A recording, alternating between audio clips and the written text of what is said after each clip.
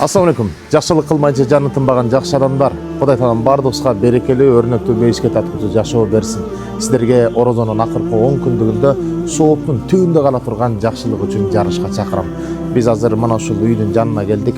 Коляскада олтурган Улукбек акемдин үй бүлөсүнө сиз менен биргеликте мына ушул атасынан калган эски үй, калыңдыгы 1 метр болгон, бирок ичи салкын, ушундай бир нын тарткан үйдү 3 кыз 1 уулу бар.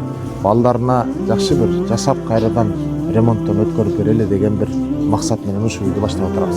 Азыркы учурда мына агабыз коляскада жүрөт. Биз эшикти ачып койдуң, кирерге ичкеринде дейди. Азыр ичкерде дагы көрүшөбүз. Жүрүңүздөр биз менен.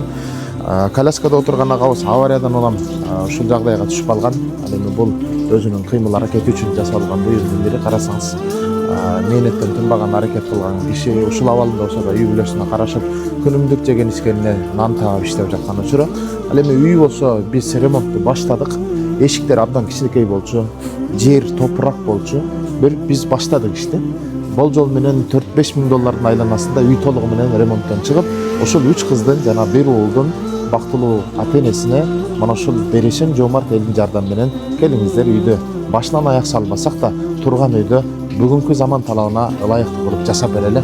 Бир бөбөктөрдүн бактылуу болушуна жана жардамга муктаж болгон үй бүлөнүн эң сонун жашашына себепчи болот. Жүрүңүздөр ишкени көрөлү.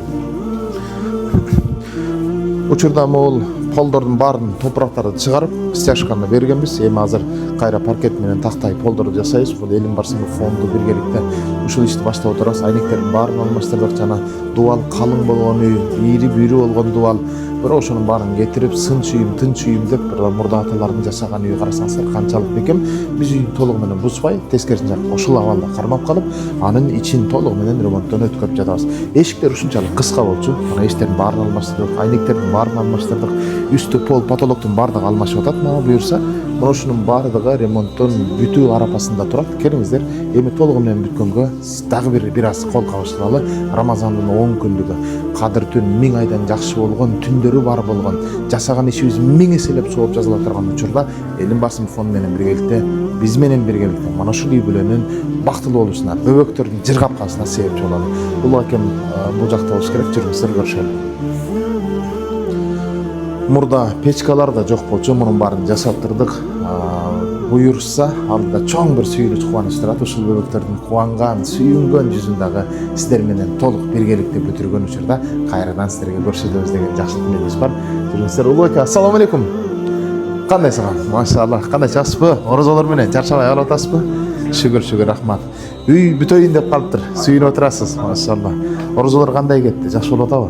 Сон, Алла разы болсун. Бөбөктөр окууда жүрүшөт. Улук, бул үй качан салынган, кандай болгон үй?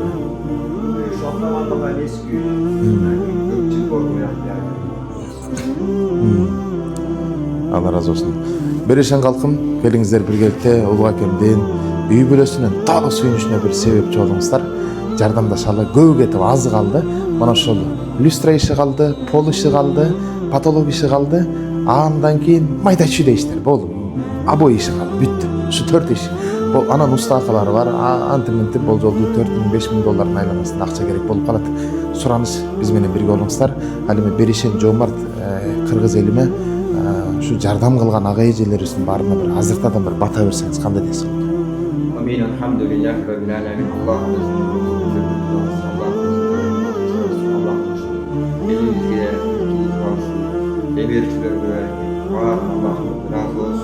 Amin.